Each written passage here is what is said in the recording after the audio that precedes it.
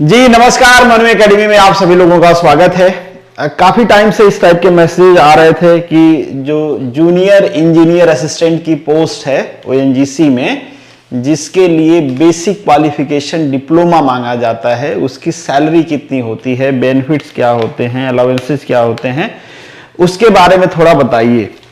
तो आज उसी का डिस्कशन हम लोग डिटेल में करने वाले हैं। एक सैलरी स्लिप भी मैं आपको दिखा दूंगा। सैलरी स्लिप में बेसिक डिटेल तो मेंशन होती ही होती हैं कि आपको क्या क्या मिलता है, पर वो एग्जैक्ट नहीं होती हैं। जैसे यहाँ की सैलरी स्लिप मैं आपको दिखाऊं तो ये जो सैलरी स्लिप आपको नजर आ रही है, यहाँ पे नेट पेमेंट 86,672 दिख रहा है। तो क्या 86,000 सैलरी होती है एक ओएनजीसी के जूनियर इंजीनियर की? तो जवाब है कि नहीं भैया, 86,000 नहीं होती है। तो फिर ये पेमेंट 86,000 की क्यों है, ये भी डिस्कस करेंगे। मतलब हर महीने में बराबर सैलरी नहीं आती है, अलग अलग सैलरी आती है, क्यों आती है, सारा डिस्कशन हम लोग वन बाय वन इसी सैलरी स्लिप से करने वाले हैं। पूरे डिस्कशन के बाद अगर आपके मन में कोई सवाल रह जाता है तो आप कमेंट बॉक्स में लिख सकते हो। और एज यूजुअल थोड़ा पहले एडवर्टीजमेंट कर लेता हूं अपना कि अगर आप मुझसे जुड़ना चाहते हो तो @मनु एकेडमी ऑफिशियल एक टेलीग्राम चैनल है, वहां से जुड़ सकते हैं, या फिर मेरा इंस्टाग्राम जो पेज है या जो भी होता है यार अकाउंट है, उसको फॉलो कर सकते हैं, वो भी @मनु एकेडमी ऑफिशियल ही है। खैर इतना ही रहा, अब आगे बढ़ते हैं। तो बेसिक पे आप सभी को पता होगा, यहाँ पे मेंशन किया गया है 29,000 रुपीज आपकी बेसिक पे होती है आप जैसे ही ज्वाइन करते हो। ये आपका बेसिक पे कब बढ़ता है? 1 साल बाद। 1 साल बाद जब आपका इंक्रीमेंट होगा तो 3% का आपका बेसिक पे में बढ़ोतरी हो जाएगी, या फिर प्रमोशन या 1 साल होने के बाद जो इंक्रीमेंट होता है, ये दोनों 3% ही होते हैं। ठीक बात। तो ये बेसिक पे बढ़ेगा, उसी के रेफरेंस में ये सारा बढ़ने लगता है। तो ये सैलरी फ्रेशर्स के लिए मैं बता रहा हूं, ठीक है।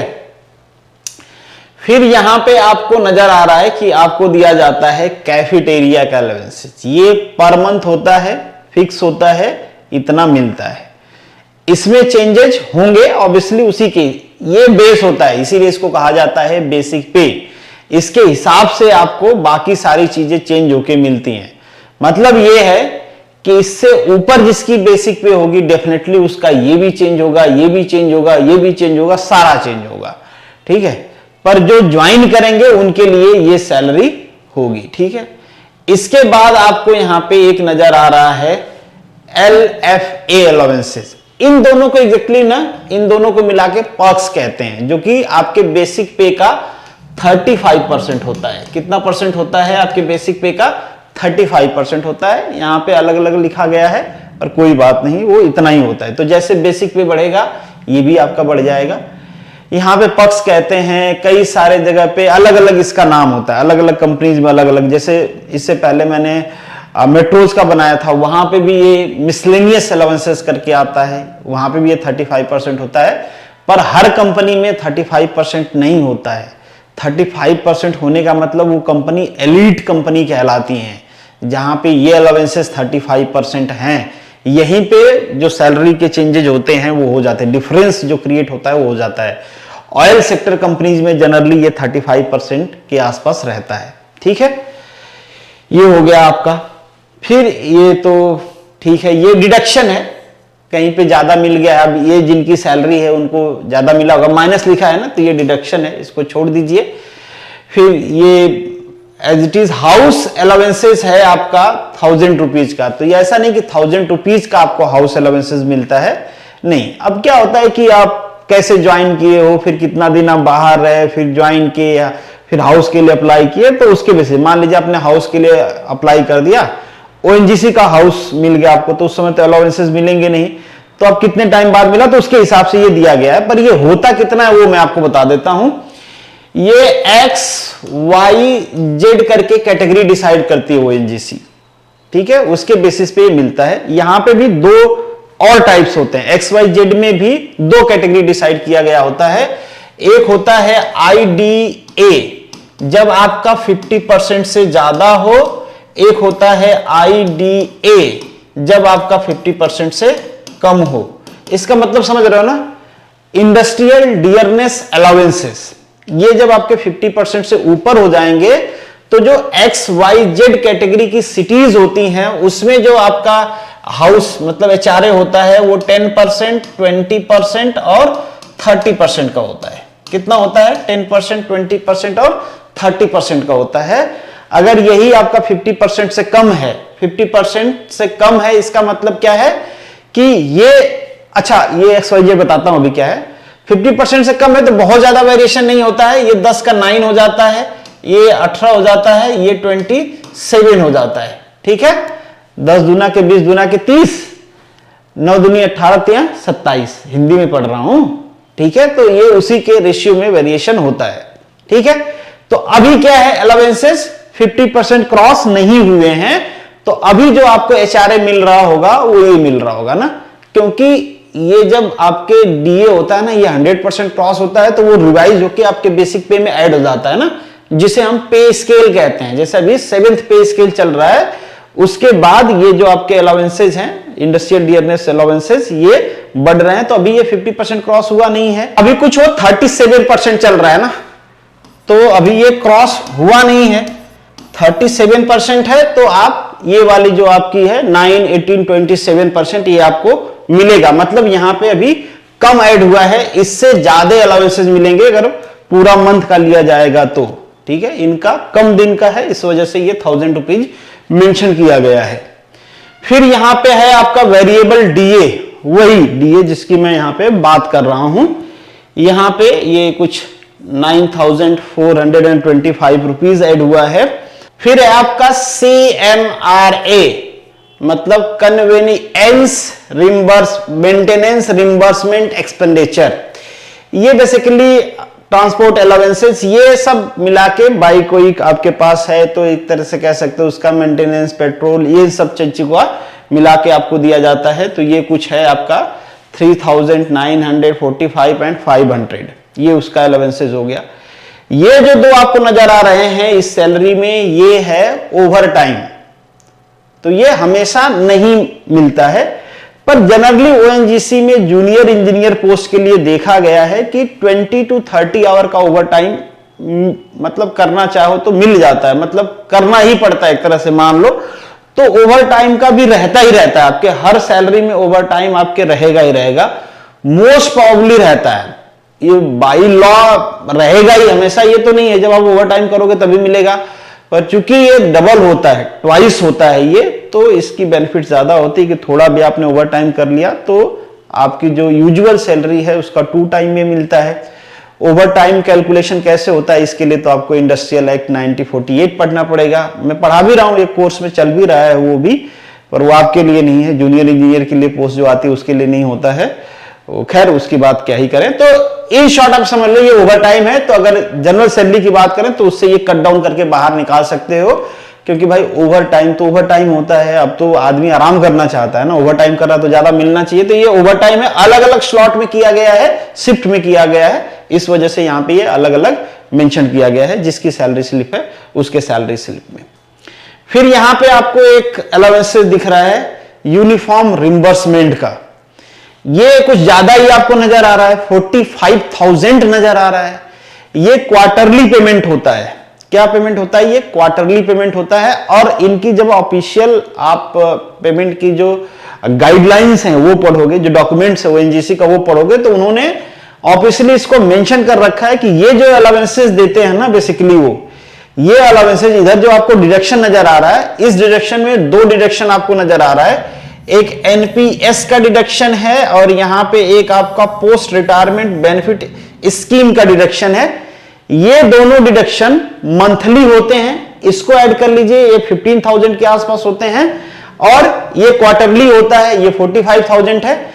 तो दोनों को बराबर है, ये दोनों इक्वली हो जाएंगे, मतलब जितना कंपनी आपको यहां पे देती है उतना यहां पे डिडक्ट कर लेती है, एग्जैक्टली डिडक्ट कर लेती है। कंपनी खुद ही कहती है कि भैया हम ये आपको दे रहे हैं ना, ये 15,000 हर महीने जो डिडक्ट करते हैं वो क्वार्टरली हम यहाँ पे मेंटेन कर देते हैं आपके सैलरी में, कि जब आप रिटायर्ड हो तो हमको आपकी चिंता है क्योंकि आपने ओएनजीसी को सर्व किया है और बाद में आपको फाइनेंशियल क्राइसिस होंगे तो ये ओएनजीसी को अच्छा थोड़ी लगेगा कि एक ओएनजीसी का एम्प्लॉय है, बीमार पड़ गया, अब उसको कोई पूछ नहीं रहा है, उसके पास पैसे नहीं है। नहीं आता कि बॉलीवुड में पहले इनके साथ काम कर चुके हैं, अब उनको उनके पास खाना खाने के लिए पैसे नहीं है, तो ये बॉलीवुड बर्दाश्त कर लेता है पर ओएनजीसी बर्दाश्त नहीं कर सकती। इसलिए ओएनजीसी आपके पोस्ट रिटायरमेंट की चिंता करती है, तो कहती है जब आप रिटायर होगे ना तब हम आपको पेंशन भी देंगे और रिटायरमेंट का पीएफ तो देगी ही देगी, उसके साथ आपको ये दो इसकी बेनिफिट्स भी मिलेगा। अब इन दोनों में बेसिक डिफरेंस क्या हो मैं आपको समझा देता हूं। डिफरेंस ये है कि ये जो फंड होता है ना, इन फंड को फंड मैनेजर मैनेज करते हैं। बेसिकली ओल्ड पेंशन स्कीम आप कई जगह पे वापस आ रही है, पॉलिटिकल डिबेट भी है, सरकारें वोट लेने के लिए आगे पीछे कर ही रही हैं, ठीक है। पर जो न्यू पेंशन स्कीम है, जो यहां पे एनपीएस मेंशन किया गया है, टैक्स डिडक्शन अपनी जगह पे है, उसके हिसाब से भी लोग इसको बैलेंस करते हैं, पर फंड मैनेजर का ज्यादा इंपॉर्टेंट रोल होता है कि इसमें रिटर्न कितना आएगा। मैं आज ही देख रहा था, चूंकि मुझे ये बनाना था वीडियो, तो मैंने देखा कि जो फंड मैनेजर्स हैं, अलग अलग कंपनीज हैं, जिसमें गवर्नमेंट कंपनीज भी हैं, प्राइवेट कंपनीज भी हैं, आप चूज भी कर सकते हो कि आपका ये जो पैसा जा रहा है एनपीएस में वो कौन सा फंड मैनेजर मैनेज करे, तो उसके बेसिस पे आप फंड मैनेजर चूज कर सकते हो। जनरली मान के चल सकते हो ये ऑन एन एवरेज 9% से 12%, ठीक है, 9% से 12% के बीच मान सकते हो। कई सारे लोगों ने क्लेम कर रखा होगा कि कुछ जगह पे उनका 14% है, 14% तक क्लेम कर देते हैं, उससे ज्यादा तो क्लेम को फेक कह सकते हो आप। पर हाँ, ये इसके बीच में रहता है, वेरी करता रहता है ना, क्योंकि ये मार्केटिंग पे डिपेंड करता है। ये कंपनियां भी आपका पैसा उठा के मार्केट को दे देती हैं, शेयर मार्केट वाले की बात कर रहे हैं हम लोग, वहां पे चला जाता है ये पैसा। नहीं जैसे कहते भैया आपकी अपोजिशन वाले कहते हैं आपकी गाढ़ी कमाई सरकार ने डुबा दिया, उनको पैसा दे दिया, अब वो डूब गया, क्या करेंगे। जैसे एलआईसी ने अडानी ग्रुप में इन्वेस्ट कर रखा था, अब अडानी ग्रुप को लॉस हो रहा है तो एलआईसी को लॉस हो रहा है, एलआईसी को लॉस होगा तो आपका ये जो पैसे हैं इनमें भी लॉस आएंगे, मतलब आपको जो रिटर्न मिल रहा होगा रिटायरमेंट के बाद वो कम हो जाएगा। तो कुछ इस तरीके से लिंकेज होते हैं, पर यहां पे आपको घाटा फायदा हो सकता है, ठीक है। ये वाला जो पैसा है यहां पे आप देखो इन्होंने थोड़ा ज्यादा दे रखा है, उसका रीजन भी है क्योंकि यहां पे जो पैसा होता है इसको मैनेज करता है पीआरबीएस ट्रस्ट, ओएनजीसी ने बना रखा है PRBS trust, post retirement benefit scheme trust. वो ट्रस्ट ये पैसा मैनेज करता है। तो आप कह सकते हो कि एनपीएस से ज्यादा ट्रस्टेबल ये है। क्यों? क्योंकि एनपीएस जो है ना, यहां पे सरकारें बदलती रहती हैं तो पॉलिसीज बदलती रहती हैं। अब कोई सरकार की ज्यादा फेवरेट कंपनी है तो उसको भी फंड मैनेजर बना दिया जाएगा, चाहे भले वो लुटेरी हो, कोई सरकार आई उसको बाहर कर देगी। पर ओएनजीसी तो एक आइडेंटिटी है ना ओएनजीसी की भाई, उनका एक बोर्ड है, एक उनका सिस्टम बना हुआ है, एक रूल बना हुआ है, उसके हिसाब से काम करते हैं। तो मैं ये कहूंगा विथ ओन आइडियोलॉजी कि ये ज्यादा ट्रस्टेबल है एज कंपैरिजन टू एनपीएस, ठीक है। एनपीएस का लुकआउट आपको पता है सेंट्रल गवर्नमेंट करती है, पर फिर भी मैं कहूंगा ये ज्यादा, मतलब ये ज्यादा ट्रस्टेबल है एज कंपैरिजन टू दिस, ठीक है। तो ये डिडक्शन है, बेसिकली ये डिडक्शन यहां से कंपनसेट किया जाता है। तो अभी के सैलरी में आप कह सकते हो कि ये नहीं मिलता है आपको, पर हां रिटायरमेंट के बाद ये सारे फायदे आपको मिलते हैं। तो ये कुछ आपके सैलरी की डिटेल रही जो आपकी अर्निंग होती है, मतलब जो आपको मिल रहा होता है। लोन में जो बेनिफिट्स आपको मिलती हैं दैट इज डिफरेंट, कि लोन लेना है तो जो इंटरेस्ट आता है उसकी बेनिफिट्स, फिर कार लेनी है तो उसकी बेनिफिट्स, वो सारी चीजें रहती हैं। बच्चे हुए तो उसकी बेनिफिट्स, मेडिकल की उसकी बेनिफिट्स, वो सारी चीजें हैं। फिर है आपका प्रोविडेंट फंड में जो पैसा जाता है, जो आपको रिटायर होने के बाद मिलता है, बेसिकली वो डिडक्शन में जाता है। ये आपके सैलरी में से कट हुआ है पैसा। ये भी आपका इनकम टैक्स का डिडक्शन है। ये अलग अलग महीने में अलग अलग रहेगा, जरूरी नहीं कि हर महीने में सेम रहे, किसी महीने में ज्यादा रहेगा, किसी महीने में कम रहेगा। ये प्रोफेशनल टैक्सेस है, ये सेम रहते हैं 200 रुपए। ये छोटे मोटे कुछ टैक्स डिडक्शन है। एनपीएस का मैंने आपको बता ही दिया, ये सीसीएस स्कीम के कुछ डिडक्शन है। मतलब ये सिंपली आपके सैलरी में से कुछ काटे गए हैं, जो मेजर डिडक्शन है वो बता दिया, उसकी बेनिफिट्स आपको बता दिया क्या होती है और कहां आपको ज्यादा, ये आप मैनेज कर सकते हो दोनों को कि किस में मुझे कितना डालना है, तो वो आप अपने हिसाब से कि इसमें मुझे कितना डालना है, इसमें मुझे कितना डालना है, आप मैनेज कर सकते हो। पर मैं आपको सजेस्ट करूंगा इस साइड ज्यादा रखना ना, ये ज्यादा ट्रस्टेबल है, ये लेके भाग जाएंगे लंदन, फिर केस होगी, फिर पता चलेगा कि भैया आपके एनपीएस का पैसा डूब गया है। फिर ये सारे डिडक्शन है छोटे मोटे, ये आपके इलेक्ट्रिक चार्ज हैं, ये डेफिनेटली यूज पे डिपेंड करता है। यहाँ पे इनको ज्यादा लगा हुआ है कि कम्युलेटिव आ गया था, इनका 2-3 महीने का कलेक्शन था तो एक साथ डिडक्ट किया हुआ है, इस वजह से इनका ज्यादा दिख रहा है, इतना ज्यादा जनरली होता नहीं है। आप चलाओगे तो होगा भी, इससे ज्यादा भी हो सकता है, पर ठीक है आप मान सकते हो। यहां पे मैं बता रहा हूं कि इनका कम्युलेटिव है, 2-3 महीने का है, इस वजह से है ये। फिर है बैचलर एकोमोडेशन, कुछ रहे होंगे ये 2-4 दिन अकेले रहे थे, तो वो 2-4 दिन नहीं, मतलब जितना दिन भी रहे हो, तो ये भी उनका एक डिडक्शन हुआ है। और ये कुछ कॉइन बैलेंस है ना, कि ये पॉइंट में जो पैसे आ रहे हैं, तो उसका भी एक रूल होता है भाई, कितने से ज्यादा रहेगा तो अब 1-8 रुपए का क्या ही हिसाब करोगे आप। खैर ठीक है, तो यहां पे टोटल अर्निंग हो गई, यहां पे टोटल डिडक्शन हो गया, नेट आप जो देखोगे यहां पे इनकी इतनी सैलरी आई हुई है। तो क्या ये सैलरी आएगी इतनी? नहीं, हर बार नहीं आएगी। जैसे मैंने आपको कहा कि ये जो ओवर टाइम है ये वेरिएबल होता है, जनरली ओवर टाइम मिल जाता है, पर ठीक है वो एम्प्लॉय के ऊपर भी काफी हद तक डिपेंड करता है और बहुत हद तक कंपनी में किस लोकेशन पे हो आप, कहां पे किसका किसी मतलब एम्प्लॉयज का शॉर्टेज है, किस सेक्शन में हो आप, उन सभी चीजों पे डिपेंड करता है कि आपको कितना मिलेगा। पर हम मान सकते हो कि अगर आप करने के इच्छुक हो, करना चाहते हो, तो ओएनजीसी के अराउंड हर सेक्टर में आपको 20 आवर के आसपास तो ओवर टाइम मिल जाएगा, 20 to 30 आवर आसानी से मिल जाएगा, ठीक है। और ज्यादा भी मिल जाएगा, मतलब जितना करना चाहते हो आप उतना मिल जाएगा। अब ऐसा भी नहीं कि करते ही रहो, क्योंकि भाई उसकी पॉलिसी होती है कि एक एम्प्लॉय को एक दिन में कितना काम करना है, एक वीक में 48 आवर से ज्यादा वर्क नहीं होना चाहिए, ये सारी पॉलिसीज भी हैं, ठीक है। तो उसके बेसिस पे, बट ठीक है, ओवर टाइम भी आप कर सकते हो। लोग महीने में 60-60 हजार, 70-70 हजार ओवर टाइम निकाल लेते हैं, तो वो भी है, पर ठीक है वो ओवर टाइम है। तो ये सैलरी का रहा, ये आप डिडक्ट कर लेना, और इसको भी डिडक्ट करना है। ये जो 45,000 है तो ये भी ऐड नहीं होता है, तो ये भी इसमें से माइनस हो जाएगा। फिर आप कहोगे 45,000 ये चला गया, तो फिर तो ये तो 40,000 ही बचा, फिर इसमें से ओवर टाइम भी निकाल दो, फिर बचा क्या, ठीक है।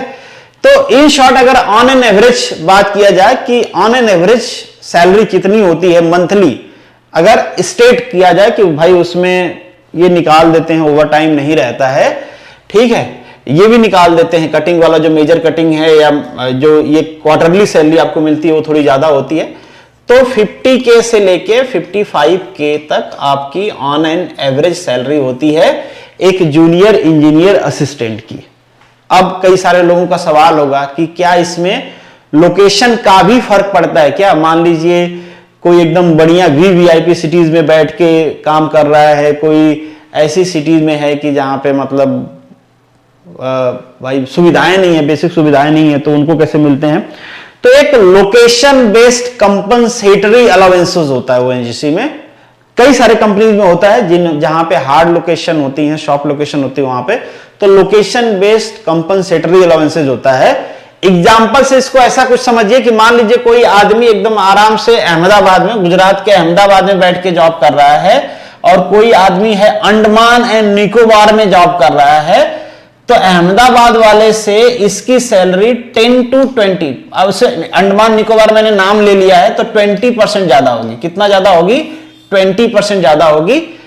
इसमें भी कैटेगरी डिवाइड कर रखा है ओएनजीसी ने कि मतलब जो हार्ड लोकेशन है उसमें कौन सी कैटेगरी है। तो जो हार्ड लोकेशन में सबसे अपर कैटेगरी है उसका बेसिक पे 20% बढ़ जाता है। ध्यान रखिए, ये 20% बहुत इंपैक्ट डालता है, ठीक है। तो ये 20% बढ़ जाता है उसका एज कंपेरिजन टू अहमदाबाद, मतलब सॉफ्ट लोकेशंस जो हैं। तो ये कुछ इनके लिए 10 to 20% का वेरिएशन होता है, हमेशा 20% का नहीं होगा, 10 to 20% का वेरिएशन होता है। नॉर्थ ईस्ट स्टेट में भी ये वेरी करता है, 10% के आसपास जनरली रहता है, और कुछ लोकेशन पे 20% भी है। तो ये एक्स्ट्रा मिलता है। कौन सा है ये कंपनसेशन या लोकेशन अलाउंसेज है? ये लोकेशन बेस्ड कंपनसेटरी अलाउंसेज है, ये बनता है। एक चीज मैं भूल गया आपको बताना, ये XYZ किस कैटेगरी से कैसे डिवाइड करते हैं। तो 5 लाख अगर किसी ऐसे सिटी में आप जॉब कर रहे हैं जहां की पॉपुलेशन 5 लाख या उससे कम है, तो आप एक्स कैटेगरी में जॉब कर रहे हैं, एक्स कैटेगरी की सिटी में जॉब कर रहे हैं। किसी ऐसे लोकेशन पे हैं जो 5 लाख से 50 लाख तक की वेरिएशन वाली है, तो फिर वो वाई कैटेगरी में आएगी, और उससे ज्यादा पॉपुलेशन वाली सिटी है तो वो जेड कैटेगरी में आएगी, जिसका सबसे ज्यादा एचआरए होता है ना। वो शायद शुरू में बताया नहीं था, मैंने बताया होता तो लिखा जरूर होता, तो वो अभी बता देता हूं। बाकी मुझे लगता है कि सारी चीजें मैंने आपको बता दिया है। एक जूनियर इंजीनियर असिस्टेंट की जितनी सैलरी होती है और जो अदर बेनिफिट्स होती हैं, वो जो जैसे जैसे मिलती है वो मैंने बता दिया। बट आप मान के चलो कि ऑन एन एवरेज 50,000 रुपये आपकी सैलरी तो होती है, ठीक है, जो आपके अकाउंट में क्रेडिट होगी कट पिट के, और बाकी जब रिटायर होगे तो करोड़ों रुपए मिलेंगे, वो तो मिलेंगे ना भाई। इतना कटा है तो इतना कटवा रहे हो तो लास्ट में सारा कट पिट के इंटरेस्ट के साथ जुड़ के मिलेगा। अच्छा हाँ, ये भी एक बात है कि भाई इंटरेस्ट कितना मिलता है, जो हमारा कट रहा है उस कटने पे इंटरेस्ट कितना मिलता है। तो एनपीएस वाला तो इंटरेस्ट मैंने आपको बता दिया, यहां का भी कुछ वैसा ही होता है। इसका आप कह सकते हो कि 9 to 10% एवरेज आता है इंटरेस्ट, जो मैंने डॉक्यूमेंट्स पढ़े हैं उसके बेस पे मैं बता रहा हूं कि ये रहता है। इनके में वेरिएशन बहुत होता है भाई, इनके ऊपर मैं भरोसा नहीं करता हूं बिल्कुल भी ना। ये वैसे तो अच्छी कंपनियां डाल रखा है इसमें, ऐसा नहीं कि ये लूट के भागने वाले ही हैं, पर अभी कुछ टाइम से ट्रस्ट थोड़ा सा डीप हुआ है, क्योंकि कुछ फंड मैनेजर ऐसे हैं जिन्होंने ऐसे कंपनीज को फंड दे दिए हैं जहां पे उनका रिटर्न थोड़ा सा पॉसिबल है, या फिर आप कह सकते हो कि डूबने जैसा लग रहा है, या फिर एनपीए क्रिएट होने जैसे लग रहा है, क्योंकि इसमें बैंक्स भी हैं कुछ, ठीक है। तो मुश्किल होगा, थोड़ा बहुत डिक्रीज तो होगा, तो ये 7 to 8% पे भी आ सकता है, ठीक है। उम्मीद तो नहीं किया जाएगा कि इतना कम हो कि बैंक के इंटरेस्ट तक आ जाए, हालांकि बैंक इतना इंटरेस्ट देते नहीं है। कुछ कुछ बैंक हैं जैसे कोऑपरेटिव्स बैंक हैं, वो देते हैं कि आप कुछ अमाउंट से ज्यादा रखते हो उनके बैंक में तो आपको उतना इंटरेस्ट दे देंगे, इवन दो कि आपने फिक्स नहीं किया, फिर भी मैं बता रहा हूं कुछ कोऑपरेटिव बैंक है जो कहते हैं कि आप 4 लाख से 5 लाख से ज्यादा अमाउंट अगर हमारे बैंक में मेंटेन कर रहे हैं तो हम आपको 7% 8% इंटरेस्ट देंगे, ठीक है। तो ये इन शॉर्ट इतना रहता है, तो ये थोड़ा ज्यादा रहता है ना, ये थोड़ा ज्यादा रहता है। तो आप इसके हिसाब से देख सकते हो कि आपको कितना मिलेगा, एक अच्छा खासा अमाउंट मिल जाएगी। तो ये कुछ बेसिक डिटेल रही आपके ओएनजीसी के सैलरी से रिलेटेड, विथ सैलरी स्लिप हमने डिस्कस कर लिया। नहीं लगता कि कुछ दिमाग में आपको खुराफात बचेगा, पर स्टिल कुछ बच रहा है तो आप कमेंट बॉक्स में लिख सकते हैं। बाकी पर्सनल के लिए तो मैंने पहले बताया आप कहां कांटेक्ट कर सकते हैं। चलिए यहां पे इस वीडियो को खत्म करते हैं, मिलेंगे नेक्स्ट वीडियो में, तब तक के लिए all the best, good luck and जय हिंद।